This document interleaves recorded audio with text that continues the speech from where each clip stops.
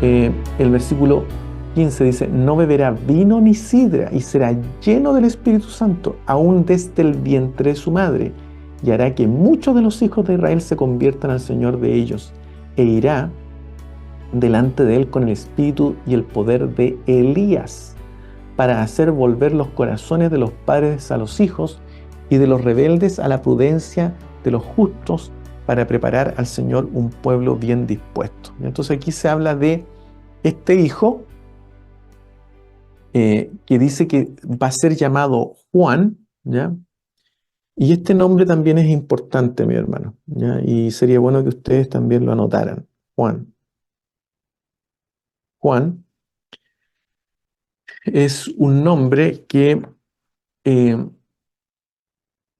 significa favorecido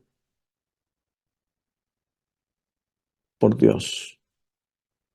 Eso es el significado de Juan, o favorecido de Dios, ¿ya? Eh, es un nombre que también está en el Antiguo Testamento, pero de manera distinta, ¿ya? Eh, Vamos a ver en Segunda de Crónica, en Primera de Crónicas en el fondo, Primera de Crónicas, capítulo 3 versículo 15, porque hay varias partes donde se ve el nombre Juan, ¿ya? Pero así es como se le dice en el Antiguo Testamento. Miren, Primera de Crónicas, capítulo 3 versículo 15, dice lo siguiente: y los hijos de Josías, Johanán. Ese nombre Johanán es Juan, transliterado al griego, ¿ya? Johanán es la pronunciación hebrea de Juan, Johanán. Entonces, Johanán, que se escribe así, ¿ya? Jehohanán, ¿ya? Esta palabrita que está aquí, Jeho es Jehová y Hanán es favor o también gracia, ¿ya? Entonces, por eso es favorecido de Jehová o favorecido de Dios, ¿ya? En Primera de Corintios, o sea, Primera de Crónica, capítulo 3 versículo 15, y hay otros nombres más que otros varones que se llamaron de la misma manera, ¿ya? Em,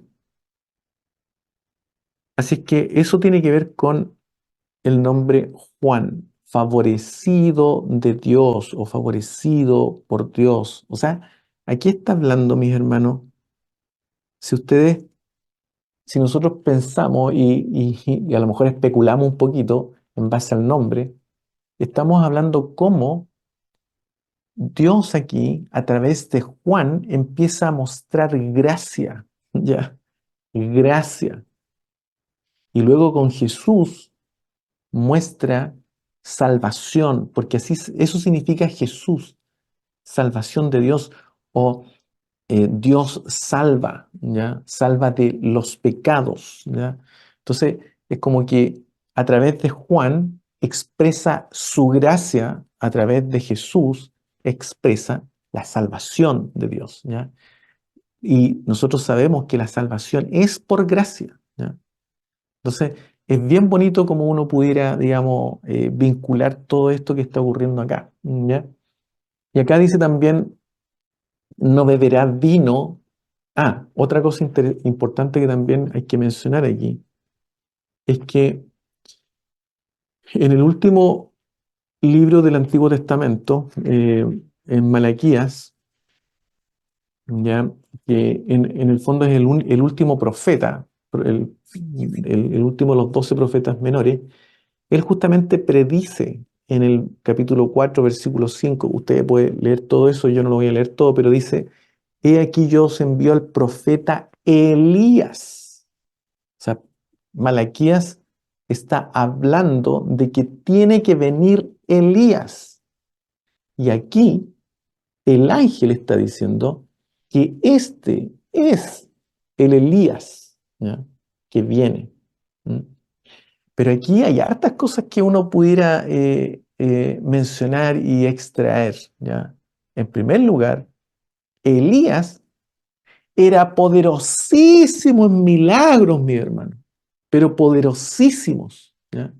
No hace falta que vayamos al Antiguo Testamento a conocer todo lo que él hizo, pero tremendo en milagros. Dios lo usó con poder. Sin embargo, mis hermanos, Juan no hizo ningún milagro, por lo menos que se esté registrado en la Escritura. Y esto nos habla, mis hermanos, de algo bien interesante, ¿ya? Porque no necesariamente uno tiene que hacer milagros o ser usado por Dios en forma milagrosa para ser grande delante de Dios, para ser grande, no necesariamente, ¿ya? Esa es una mala concepción que nosotros tenemos, especialmente los que venimos del movimiento pentecostal, que una persona que Dios la utiliza para hacer milagros es grande, pero si a este no lo utiliza haciendo milagros, es ahí nomás el hermano. Y medimos a nuestros hermanos por el don que pudiera haber en él para hacer milagros, ¿ya? Mis hermanos, sin embargo, aquí la palabra del Señor, y esto lo va a mostrar después, ¿ya? Juan tenía algo, pero súper grande, mi hermano. Y eso lo vamos a ver después, con detalle. Pero por ahora, digamos que lo grande que él tenía es que él era muy humilde, muy humilde, ¿ya? Y por eso, mis hermanos, es que el viernes pasado hablábamos que el patrón que nos muestra la Escritura, que ocurre cómo Dios empieza a revelar su primera venida a las personas, el patrón, esa característica que todos ellos tienen, Zacarías lo tiene, su esposa, y Juan también la va a tener, es la humildad, mi hermano, la humildad. ¿Y de dónde aprendió Juan a ser humilde? ¿De dónde? De sus padres, mi hermano. Zacarías y Elizabeth eran muy humildes y temerosos de Dios. Eso es lo que dice. Ambos, en el versículo 6, ambos eran justos delante de Dios y andaban irreprensibles en todos los mandamientos y ordenanzas del Señor. Hermanos, miren, hay cosas que a nosotros nos gustaría darles a nuestros hijos, ¿ya? Eh, Hay algunos papitos que se, se esmeran por tratar de darle educación a sus hijos y yo los entiendo y es entendible aquello, ¿ya? Em, que pueden alcanzar la universidad y está bien, es legítimo que se esfuercen, que se esmeren, ¿ya? Em, Hay padres que trabajan, como se dice en buen chileno, se sacan la mugre, ¿ya? Sacrificándose para que sus hijos tengan educación. Pero si hay algo que nosotros como padres debiéramos, hermanos, de verdad sacarnos la mugre, es enseñando el camino de la humildad a los hijos. Porque si nosotros no enseñamos humildad a nuestros hijos, no sacamos nada con entregarle una buena educación, un buen nivel de escolaridad, porque ese niño se va a perder, ¿m? Si no es humilde. Entonces, cuando el Señor habla a través de los proverbios y dice, instruye al niño en su carrera, ¿m? Y aunque él fuere viejo, no se apartará de ella, es en ese camino de humildad, porque cuando nosotros venimos al Evangelio, hermanos, todo lo que nos enseña la Escritura, todo, pero mire, todo, usted vaya al libro que vaya, desde Génesis al Apocalipsis. Vaya a cualquier libro, elíjalo, al gusto suyo, y va a encontrar que la enseñanza principal que se le enseña es humildad. Humildad. Y nosotros estamos en un camino que nos enseña humildad, mi hermano. ¿Por qué? Porque la gracia de Dios está vinculada a la humildad. Está vinculada a la humildad. Por eso que se dice, ¿no es cierto?, que Dios resiste a los soberbios y da gracia a los humildes. Y fíjense ustedes que Juan, lo más grande que él tenía fue su humildad. No hizo milagros. Por lo tanto, malamente uno a veces tilda como espiritual a una persona en quien se ven manifestaciones de dones del Espíritu. Porque eso lamentablemente ocurre. Cuando un hermano habla profecía, cuando un hermano habla en lengua, cuando un hermano ve visiones, cuando un hermano interpreta lengua, cuando un hermano tiene el don de sanidad, ese hermano es espiritual. Pero este otro puede ser muy humilde. No, no, él no es espiritual. Hermanos, es al revés. Un hombre espiritual, una mujer espiritual es un hombre o mujer humilde. Cuando una persona es humilde, es verdaderamente espiritual, mi hermano. Y por eso que el Señor Jesucristo, en Mateo, y eso ya lo vimos, en el capítulo 7, en el versículo 22 o 23, no me recuerdo bien, en el Sermón del Monte, Él dice, eh, eh, muchos me dirán en aquel día, ¿no es cierto?, Señor, pero si en tu nombre hicimos esto otro, sanamos enfermos, echamos fuera demonios, ¿ya? Y Él les va a decir, no os conozco, apartados de mí, obradores de maldad. ¿Por qué? Porque no fueron humildes. Y Dios, estando en lo sublime, en lo alto, mi hermano, allí habita Dios, pero también habita con los humildes aquí en la tierra. Con los humildes habita Dios. Y cuando Dios está habitando con un humilde, ese hombre es verdaderamente espiritual. Aunque no haga ni un milagro, mi hermano. Verdaderamente es espiritual. Entonces, esas son cosas que tenemos que ir cambiando muchas veces en nuestra mente.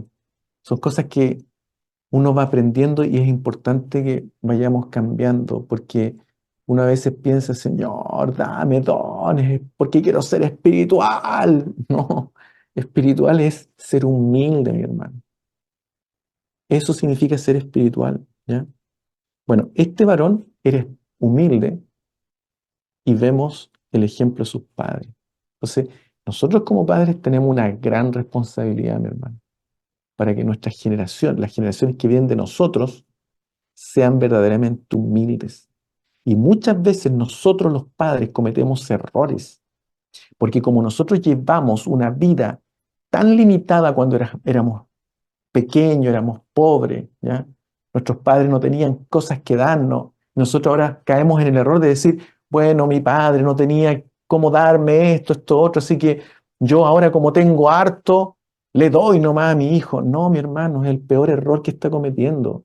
Está bien que se preocupe de su hijo, pero no le haga el gusto en todo a su hijo, porque está, mi hermano, está fomentando lo contrario a ser humilde, ¿ya? El Señor justamente cuando nos mete en este camino de salvación, nos dice que tenemos que irnos negando a nosotros mismos, porque nuestra carnalidad desea cosas que no necesariamente están alineadas con la voluntad del Señor. Pero si yo acostumbro a mi hijo a darle lo que él me pida, estoy acostumbrándolo a que en la vida Él quiere hacer lo que Él quiera y en el camino del Señor es al revés. Yo hago no lo que quiero, hago lo que Él quiere. Entonces, en vez de estarlo instruyendo por el buen camino, lo estoy instruyendo en el camino equivocado, en el camino contrario, en el camino que va hacia el otro lado. Y esas son las cosas que tenemos que entender. Entonces, en estos versículos, el Señor nos da una tremenda lección a todos como padres, ¿ya? Dice, no beberán vino ni sidra y será lleno del Espíritu Santo aún desde el vientre, y hará que muchos de los hijos de Israel se conviertan al Señor Dios de ellos, e irá delante de él con el espíritu y el poder de Elías. Bueno, eso ya lo leímos. Y después viene versículo 18 al 25, ¿ya? Dice lo siguiente, dice, dijo Zacarías al ángel, ¿en qué conoceré esto? Porque yo soy viejo y mi mujer es de edad avanzada. Respondiendo el ángel le dijo, soy Gabriel, que estoy delante de Dios, y he sido enviado a hablarte y darte estas buenas nuevas, y ahora quedarás mudo y no podrás hablar hasta el día en que esto se haga, por cuanto no creíste en mis palabras, las cuales se cumplirán a su tiempo. Y el pueblo estaba esperando a Zacarías y se extrañaba de que él se demorase en el santuario, pero cuando salió no les podía hablar y comprendieron que había visto visión en el santuario. Él les hablaba por señas y permaneció mudo y cumplidos los días de su ministerio se fue a su casa, ¿ya? Y luego dice, después de aquellos días concibió su mujer Elizabeth y se recluyó en casa por 5 meses diciendo, así ha hecho conmigo el Señor en los días en que se dignó quitar mi afrenta entre los hombres. ¿Ya? Bueno, a toda esta parte yo le puse Zacarías queda mudo, ¿ya? Porque eso es lo principal que nos cuenta, ¿no es cierto?, este pasaje.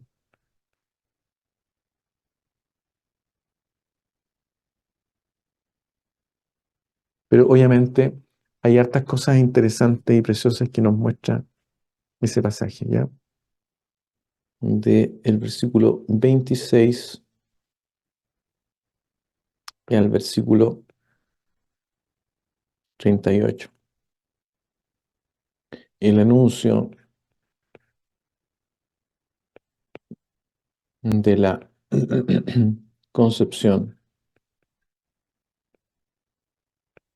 de María. Bueno, y aquí comienza entonces una historia preciosa que ya todos la conocemos, sobre todo yo creo que todos la repasamos el fin de semana pasado y todos los años se repasa esta historia. Y dice así, al sexto mes el ángel Gabriel fue enviado por Dios a una ciudad de Galilea llamada Nazaret, ¿ya? Esto ocurrió 6 meses después que le habló a Zacarías, ¿ya? Eh, dice, a una virgen desposada con un varón que se llamaba José, de la casa de David, y el nombre de la virgen era María. Y entrando el ángel en donde ella estaba, dijo, Salve, muy favorecida, el Señor es contigo, bendita tú entre las mujeres. Mas ella, cuando le vio, se turbó por sus palabras. Nuevamente, cuando ese turbar significa asustarse, ya eh, temer, y pensaba, ¿qué salutación sería esta? ¿Ya? Entonces el ángel le dijo, María, no temas. Lo primero, no temas, no tengas miedo, porque has hallado gracia delante de Dios. Y ahora concebirás en tu vientre y darás a luz un hijo y llamarás su nombre Jesús, ¿ya? Otro nombre muy importante, ¿ya?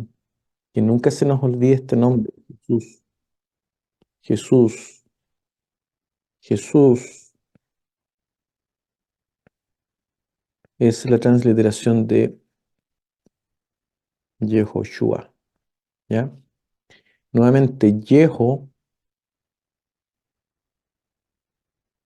similar a lo que ocurría con Juan, ¿no es cierto?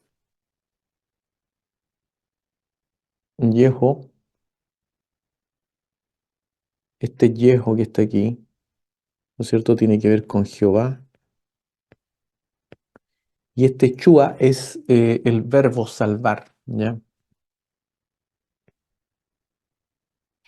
Entonces es como decir Dios salva, ¿ya? Eso es lo que significa Jesús. Dios salva. ¿Salva de qué? De los pecados, ¿ya? Este será grande. Nuevamente, fíjense lo que dice acá. Vuelve a repetir lo mismo. Este será grande. O sea, tanto de Juan dice, este será grande, y de Jesús también, este será grande, ¿ya? Y nuevamente,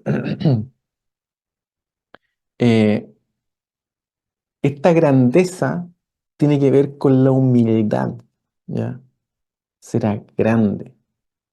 Pero además, este será llamado Hijo del Altísimo.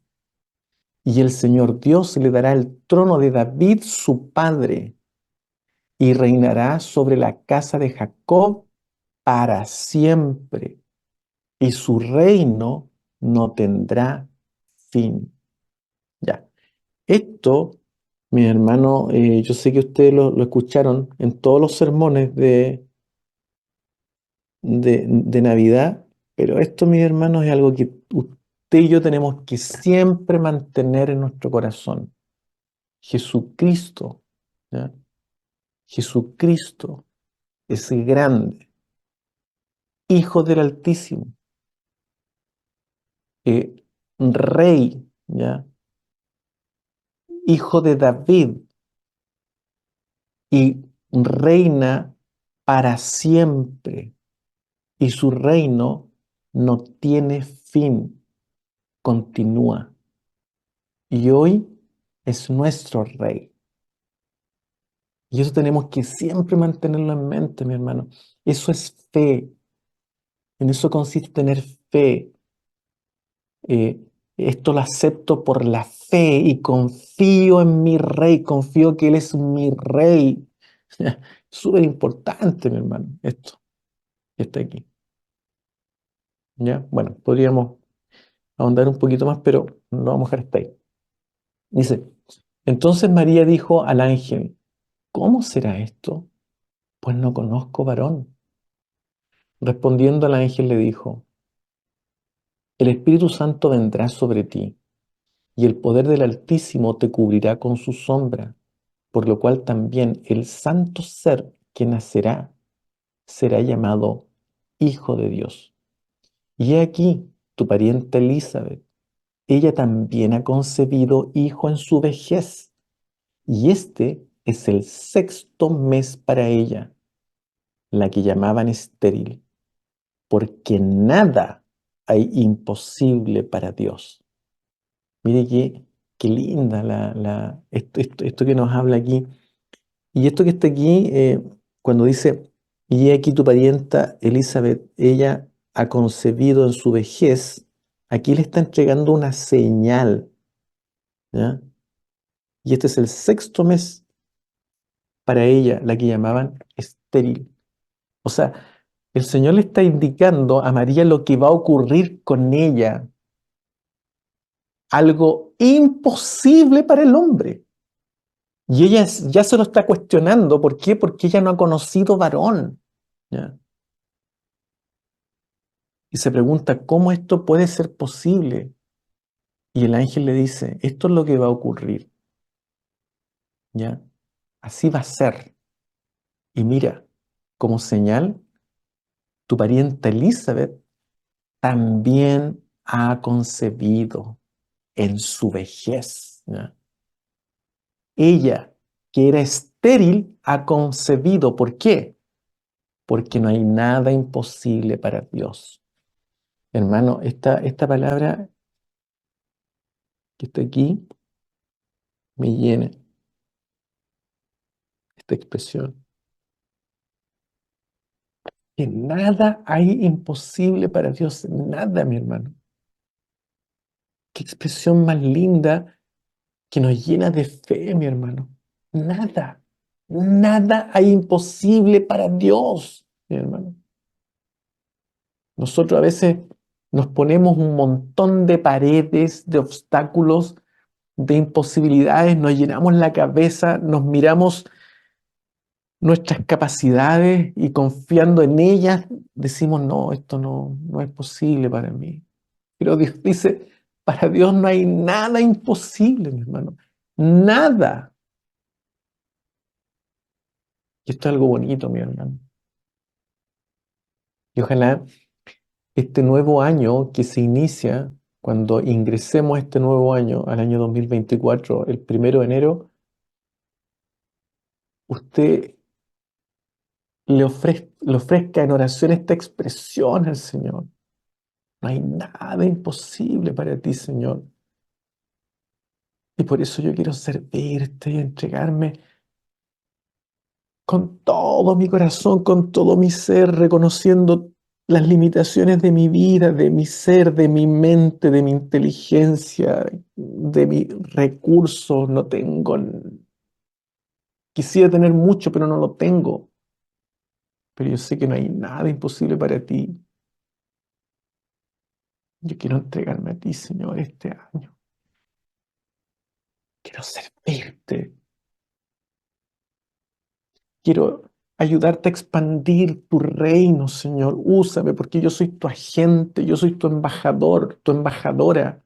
Úsame, Señor. No hay nada imposible para ti.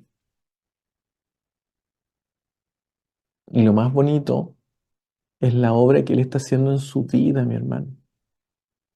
Esa obra es de mucho poder, mi hermano. Mucho poder lo que está haciendo el Señor en su vida.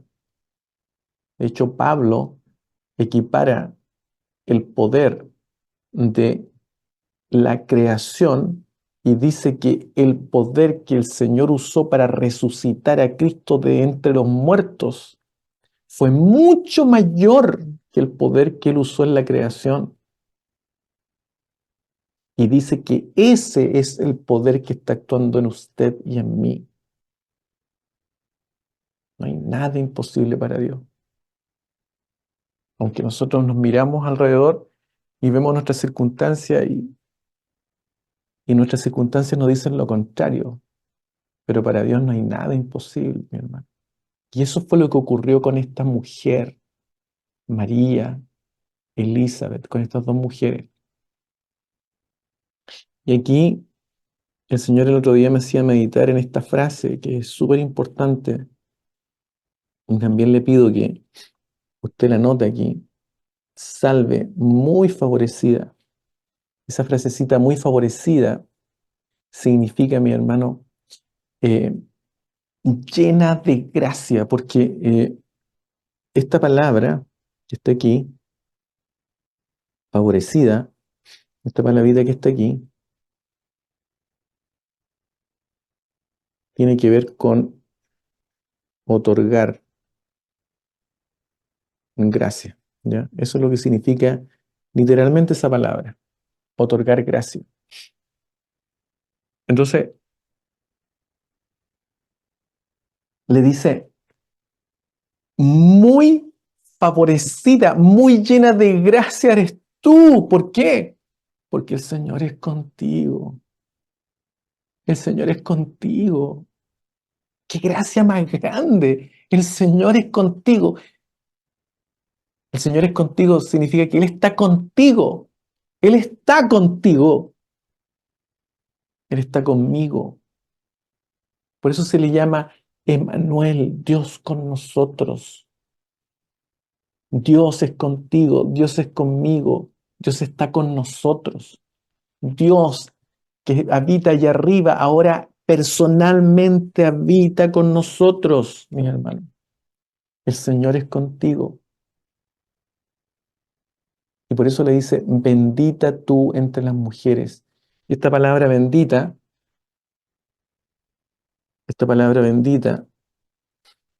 tiene que ver con elogiada, ¿ya? Elogiada, tú entre las mujeres vas a ser elogiada porque el Señor es contigo. porque eres llena de gracia, eres llena de gracia. ¿Ya? Y en el versículo 30, nuevamente le vuelvo a repetir, en el versículo, claro, le dice, María, no temas porque has hallado gracia delante de Dios. ¿Por qué? Porque Dios te escogió para depositar en ti, para que tú generes en tu cuerpo el cuerpo del Mesías, del Hijo de Dios. Que esto pero es tremendo, mi hermano, un tremendo milagro aquí. Pero nuevamente se repite el patrón. ¿Por qué ella es llena de gracia? ¿Por qué es favorecida? Porque es humilde, humilde. Entonces, aquí María, y esto me hacía meditar el Señor hace una semana atrás. Nosotros también tenemos, mis hermanos, que todos nosotros somos una María, ¿ya? Una María. Usted y yo somos una María. Y tenemos que permitir que el Espíritu de Dios forme a Cristo en nosotros, en nuestro cuerpo, ¿ya? En nuestro ser. ¿M? No solo que sea engendrado en nosotros, sino que lo forme, ¿ya? Por eso que usted y yo somos esposa del Cordero y tenemos que pedirle a Él que le engendre, que haya intimidad entre Él y yo, para que ese ser sea formado, mi hermano.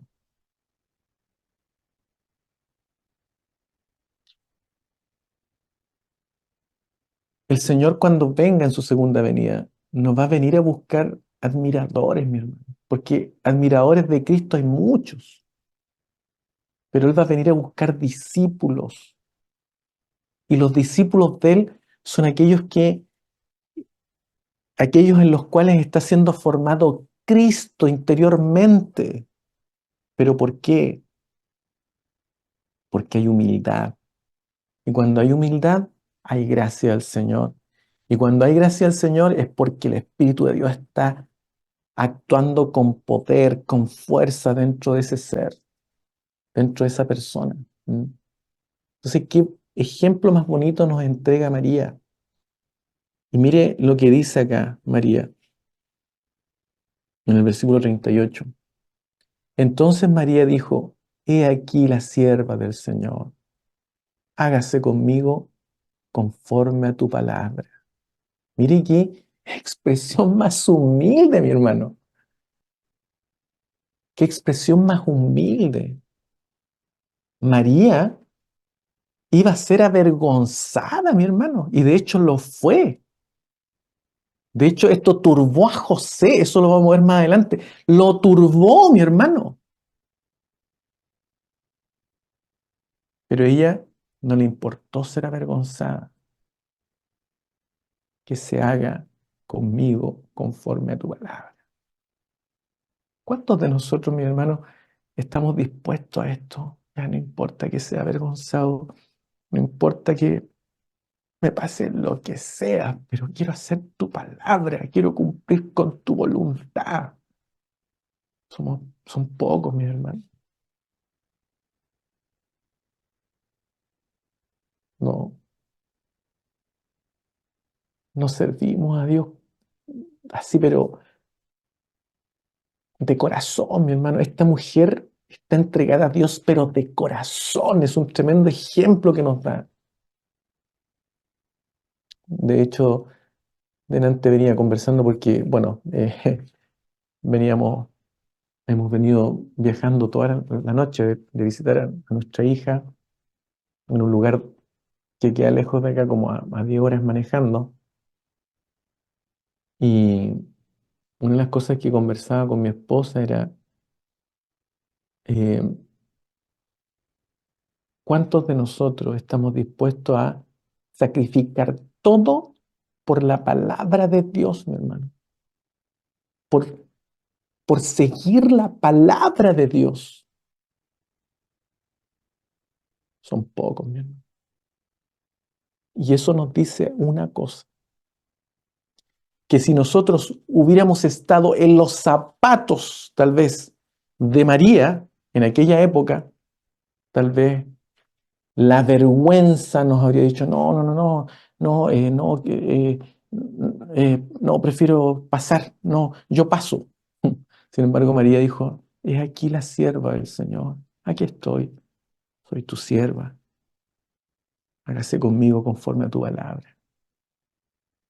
O a lo mejor, de la manera como nosotros somos hoy día, estando en los zapatos de aquellas personas que murieron por causa de Cristo en el primer siglo, mi hermano. A lo mejor nosotros habríamos sido aquellos que hubiésemos apostatado. A lo mejor habríamos sido aquellos hebreos a los cuales fue escrita la carta a los hebreos para que no apostataran de la fe. ¿Por qué? Porque estaban volviendo atrás. ¿Pero por qué? Por la persecución que había. No, es mucha la persecución.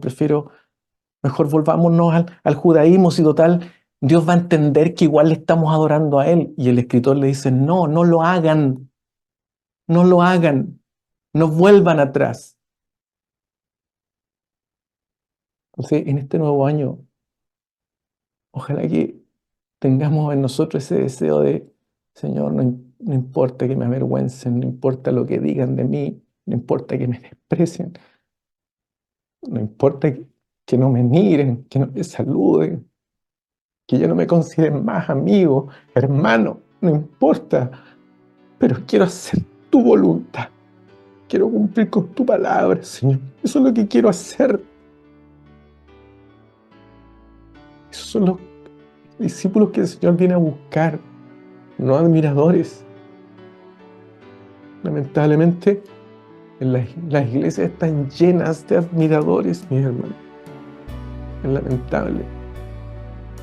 Pero son pocos los que verdaderamente vibran por hacer la palabra del Señor y por tratar de llevarla a cabo en su vida y aplicarla. Y no importa que me tilden de, no sé, de consagrado, o quién te crees tú, o quién te vienes tú a dar acá. No.